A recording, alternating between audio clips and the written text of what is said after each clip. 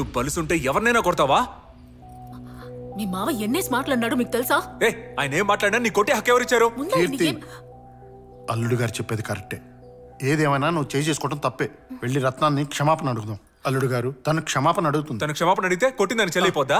నేను క్షమాపణ అడుగుతానని చెప్పలేదే. కీర్తి, మాట పెరిగితే గొడవలు అవుతాయి. ఒక్కసారి క్షమాపణ అడిగితే మనం ఏం దిగజారినట్టు కదా. పద వెళ్ళి అడుగుదాం. ఆడవాళ్ళ గురించి తప్పుగా మాట్లాడినందుకు ముందు వాళ్ళ మావిని క్షమాపణ అడగమనండి. ఆ తర్వాత ఆయన్ని కొట్టినందుకు నేను క్షమాపణ అడుగుతాను. ఏందే మా మామయ్య వచ్చి నిన్ను క్షమాపణ అడగాల? అంత కొవ్వెక్కిందా నీకు? ఇది వర్కౌట్ అవుతుంది. అల్లుడు గారు ఏమా, కుటుంబం అన్నాక 1,00,000 ఉంటాయి. సర్దుకోకపోతే ఎలా? వచ్చినప్పటి నుంచి అన్ని విషయాల్లోనూ సర్దుకుపోతూనే ఉన్నాను. మీకు తెలుసు క్షమాపణ అడగడానికి నువ్వు ఇంత మొండికేయడం మంచిది కదమ్మా. నేను తప్పు చేయలేదు. ఇక నీకు ఇంట్లో చూడలేదు, బయలుదేరు.